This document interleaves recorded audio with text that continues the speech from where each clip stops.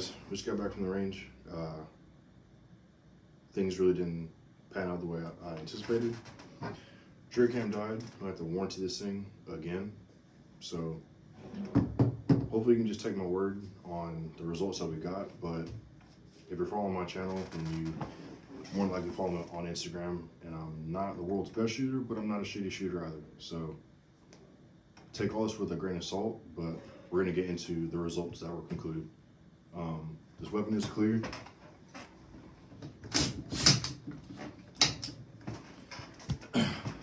This is a Wilson Combat 308 with a Criterion barrel with a Geyser trigger. So the equipment is on par with shooting relatively tight groups.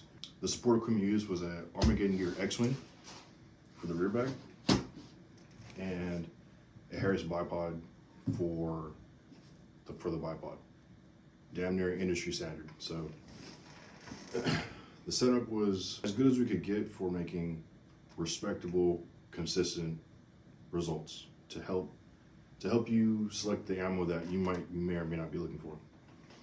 So next thing was the Kestrel. This is what helped us push out to range. You'll see those clips later on in the video because, like I said, the trigger cam died. So hopefully the iPhone audio, you can hear it. On some of the clips I've zoomed in, you could like see the impacts, but unfortunately this is just the results that we got because my trigger cam died. The next thing is the Garmin Zero. Now you might be saying, oh, you're just a gear snob. Well, this is my first chrono, so I guess I'm just getting into SPR shooting at the right time because it makes no sense to buy a lab radar or magneto speed when this bad boy is out. The control group that we shot was a 175 grain federal gold medal match. Yeah.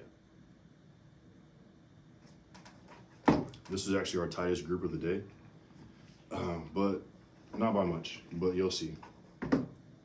We also shot the 150 grain SST from Hornady. This was surprisingly good. The next thing that we shot was the 168 grain AMAX from Hornady, or just Hornady Black. This was all right. Weird stuff happened with it, but it was all right.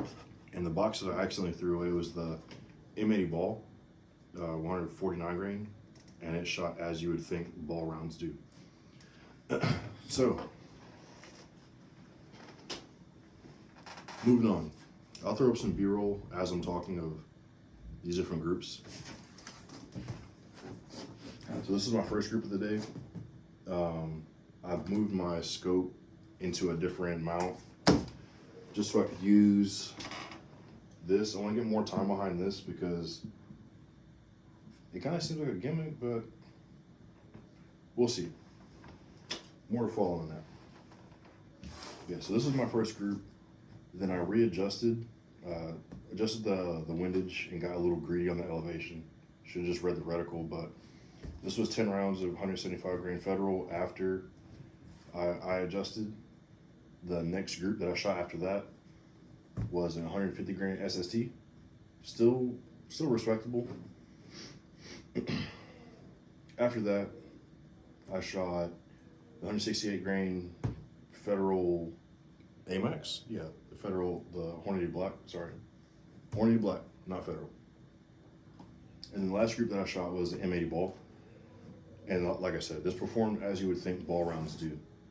If you've ever shot 5.56 ball and then moved to some 70 grain or 75 or 77 grain, you know that this is consistent with the trend of simply changing your ammo type can get you from a 3.5 or 3.6.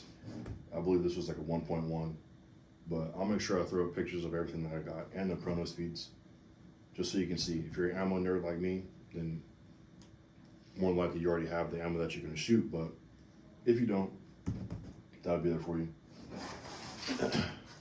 What I really want to talk about is why that's important, because a lot of, especially newer shooters, I used to do it myself, they go to the store, they pick up this box of ammo, and all they're looking for is the velocity. They don't care how consistent that round is. Now, if you're new into shooting, what does that matter? So let's say let's just pretend that this was the fastest round of the day. I think it was. Let's just pretend it is.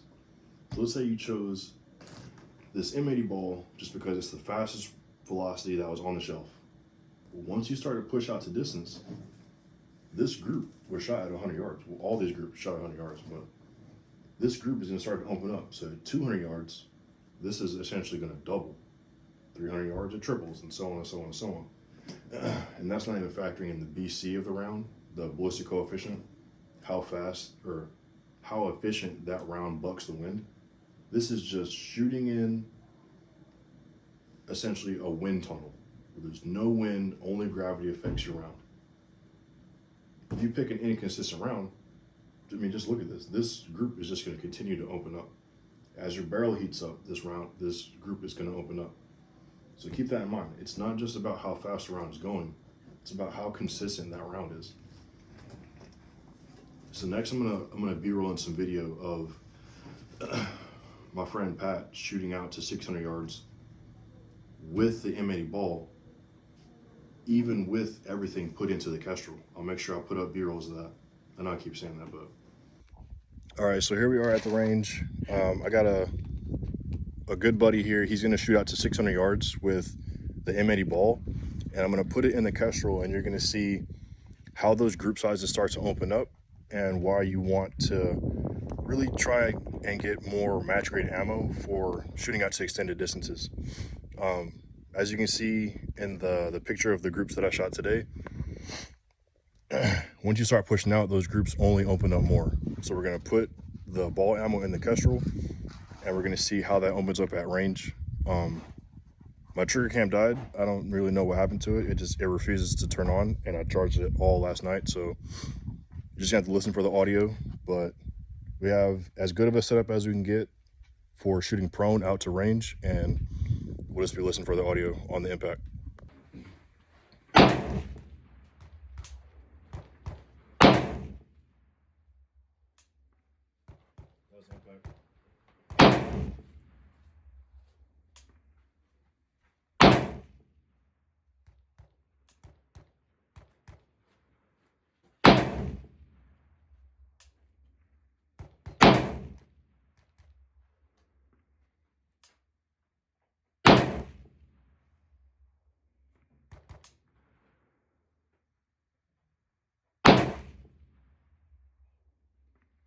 Impact.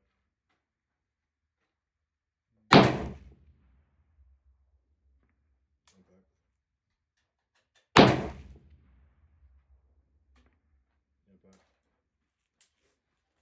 So four for 10? Yeah. You're on 4 mils? You saw what? Are you on 4 mils or 3.9? 3.9. There you go.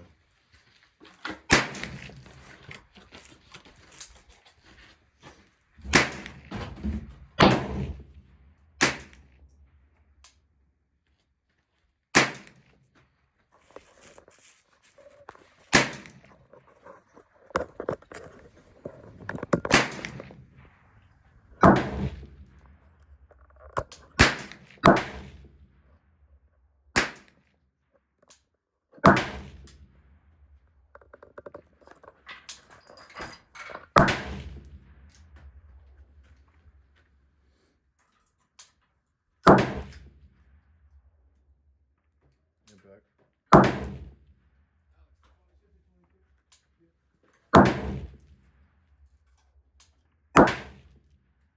Impact.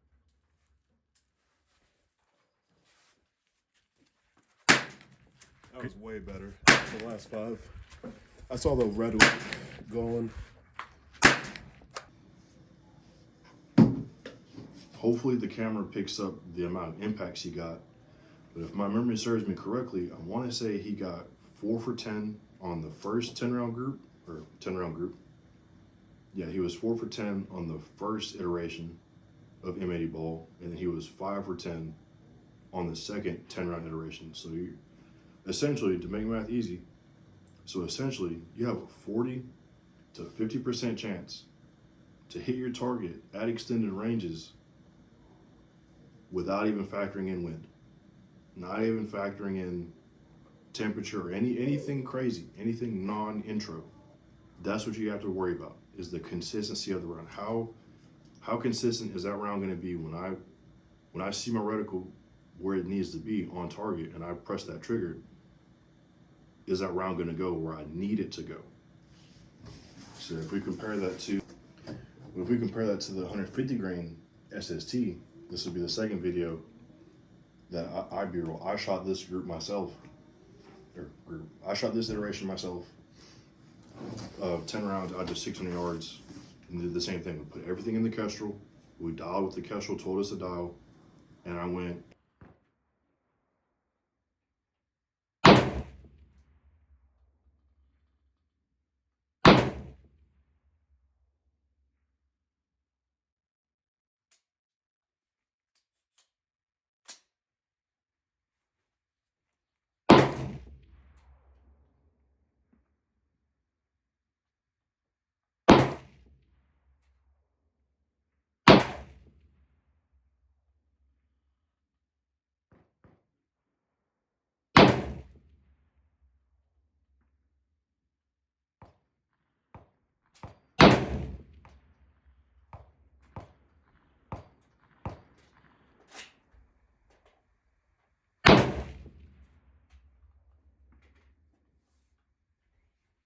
Can you hear the impacts? I can't hear shit, bro. I can see them. I'm pretty sure cameras gonna get it. I'm pretty sure your hitting is just, I can't hear anything. Y'all don't want to one of them? I'm on it. Alright.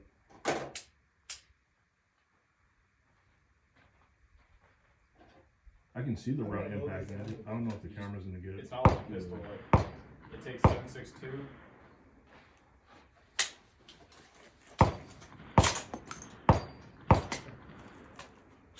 Yeah, and you just push it straight down. Like this. No, no. It's not like a pistol. You just take it, you push it straight down into the magazine like that. Yeah, I heard that one. There we go.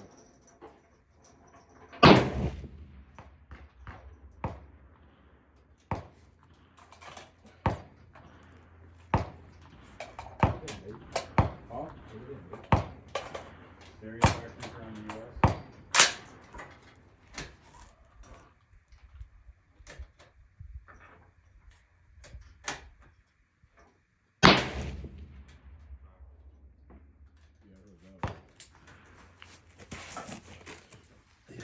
I highly doubt the camera got this. 8 for 10.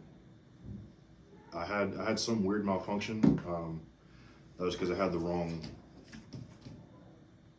buffer spring in my system. But aside from that, 8 for 10 at 600 yards. With this being my first time ever shooting this brand of ammo, and it was already 80% hit rate at 600 yards with that round, compared to 40 to 50% chance if all we're focusing on is velocity and the price of the round. Now, why is it that most people, all they care about is velocity? Well, that's generally because newer shooters, they have, I don't want to say a smaller budget, but if you just compare the price of this SST to M80 ball, it's almost a $20 difference for the same amount of rounds. M80 ball is like $25 for a box of 20. This was like 44s or whatever. I'll put it on the screen. It's like Bruiser always says, you can't buy muscle memory and you can't buy experience, you can't buy skill. But I personally believe that you can buy consistency. Now, asterisk on that, because the consistency is in the grade of equipment that you're buying. The analogy would be like a Noveski versus a PSA. Not talking shit about either company, not hyping up either company. I personally have never seen an inconsistent Noveski rifle, but I have seen plenty of inconsistent PSA rifles. That's what I mean by you can buy consistency. That consistency comes from the gear that you're running in your weapon system, from the ammo to all the support equipment, but also to the shooter. But that comes from dry fire and all that, but we'll do a video on that. But this is what I mean by you can buy consistency. If you buy this M80 bowl, this is the consistency that you're buying. But if you buy 175 grain federal, this is the consistency that I'm buying if I do everything on my part. But now, to put that into an illustration, what does that even mean? What does consistency mean at range? So what does consistency at range actually mean, and why is it important? So here on the left, we have some common distances of targets that are usually engaged at matches. Yeah, I understand that the 700-yard target is usually only one or two stages will have a target out this far, out of maybe like, let's say just a max of 10 stages. But just to illustrate the point, this is not to scale, but you get the picture. So if we have a 3.6 inch group at 100 yards, let's just say that's that. We move up to 300 yards, that group essentially triples. So now we have 10.8 inches. Let's just say that's here. And again, this isn't even factoring in wind. Then we back up to 500 yards. We have 18-inch group, not even factoring in wind. So that's about that. Let's just pretend there's an inch on both sides. And if we go all the way out to 700 yards, we have a 25.2 inch group. That's like that. Pardon the shaky hands, I'm drinking coffee. But you get the picture. And this is, once that bullet leaves your barrel, you have no control over where it flies.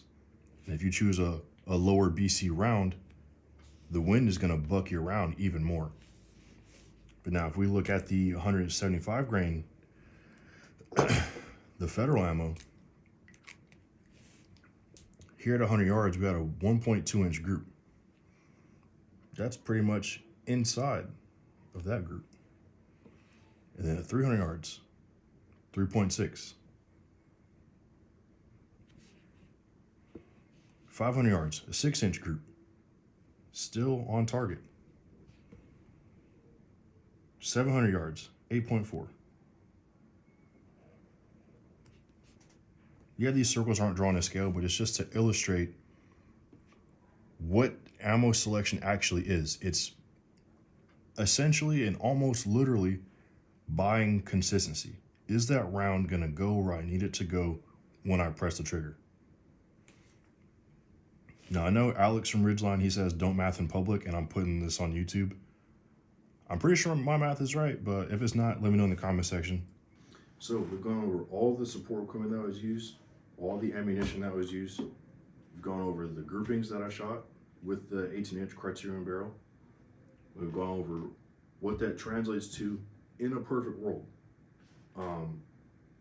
Hopefully this video helps you out and you don't just dive into SPR, DMR shooting and you solely shoot ball ammo and then you're wondering why you're not making consistent hits at range.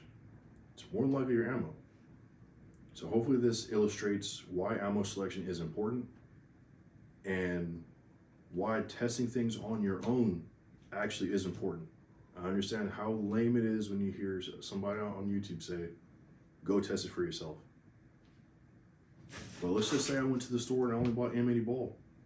I never would have known that my barrel was even capable of doing this. So it's important for you to test these things on your own. Hopefully this gives you an idea on what different ammo brands you might even want to test. So yeah, hit that like button, hit that subscribe button, share it so your friends aren't wasting money on ammo, and get out and train.